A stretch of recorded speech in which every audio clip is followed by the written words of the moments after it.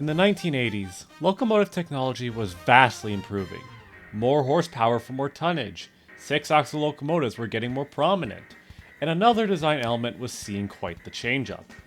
And that was the cab. God, those skits. In 1988, the Federal Railroad Administration introduced new requirements for locomotive builders to make new cab designs that would comply with new safety regulations moving forward. As such, EMD and General Electric began experimenting with their own designs for a more wider and comfortable cab design. EMD had previous experience with wide cabs, with locomotives like the F-45s and SCP-40Fs, with their more recent example, at the time, being the Canadian Comfort Cab, which was designed for Canadian National, which was seen on a couple of their Jeeps, SC-40s, SC-50s, and SC-60s. EMD would use the Canadian cab as the basis to form its American equivalent. In 1989, EMD debuted the North American Safety Cab on their newest 6-axle locomotives in the form of the SC-60M.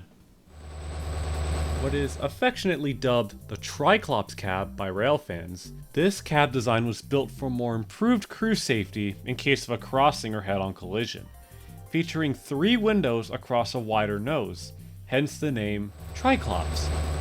The wide nose eliminated the front walkways along the locomotive nose, which in turn reduced air drag while running at speeds.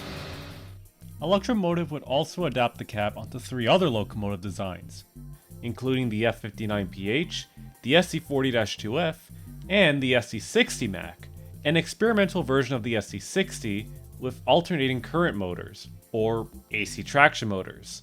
But that's another story. As for rail companies that bought Triclops locomotives, they include Union Pacific, Burlington Northern, Soo Line, Canadian Pacific, Go Transit, Metrolink, and Estrada de Ferrocarriages in Brazil, with many of these locomotives finding lots of work, from high-priority intermodals to long-haul manifests, to unit coal trains, or commuter trains in the big cities, just to name a few. In total, 241 SC-60Ms, 25 Barnes, 72 F-59s, and 4 SC-60 Macs were built with this locomotive cab, totaling in to 342 Triclops.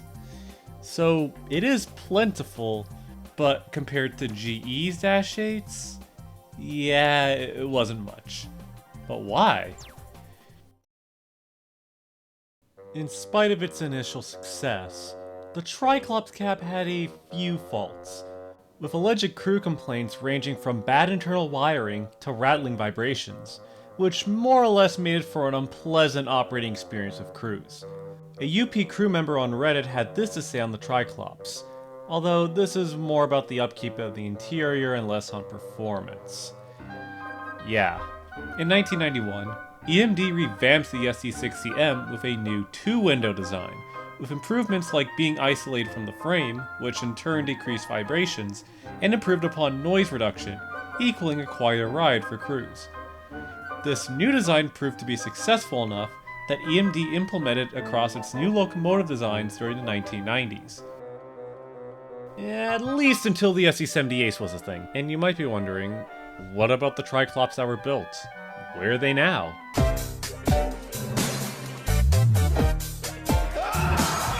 Burlington Northerns would be inherited by BNSF, with many of them being found on locals, and a few being converted to be remote controlled. But a handful of them have been sold off to leasing companies. 9 in particular were sold off in 2014 to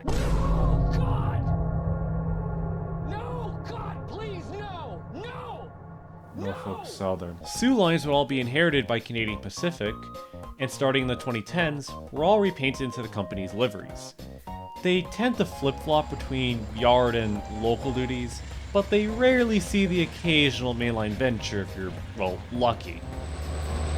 Union Pacifics nowadays spend most of their time in deadlines, with many being sold off to short lines, leasing agencies, or flat out scrapped. Go Transit would replace many of its F-59s in the 2000s, but 8 of them are still operating with the commuter agency as of today. with many of the sold F-59s finding new homes on other commuter agencies, including NC DOT, Metra, Trinity Railway Express, and EXO, because I'm not calling it by that. Metrolink would retire its fleet of F-59s in 2020, replacing them with rolling adult toys known as F-125s, but some were sold off to Go Transit this year for potential rebuilding and, well, extended service. As for Canadian Pacific's barns, well, let's say they made a comeback this decade. Oh yeah, as for the two Brazilian Triclops, if anyone's curious about them, from what I've read up, they were relegated to lighter duties due to mechanical issues, and reportedly scrapped in the mid-2010s. Damn. You might be wondering to yourself, where can I go and find one of these cool locomotives? Well, a handful of short-line railroads gave many retired Triclops locomotives new homes, which include, but not limited to, the Buffalo and Pittsburgh, the Hudson Bay Railway, Wisconsin Southern, the Kaw River Railroad, Stillwater Central, the Southwestern Railroad, Forth Worth and Western, and Omnitrax, just to name a few. So while the Triclops were a short-lived design, their initial teething troubles led to EMD improving the craft, developing more improved cab designs that led to much better success. In some areas. If you spot one out on a Class 1 railroad, or the aforementioned short lines, don't be shy to photograph them, because who knows if they'll be around any longer, right?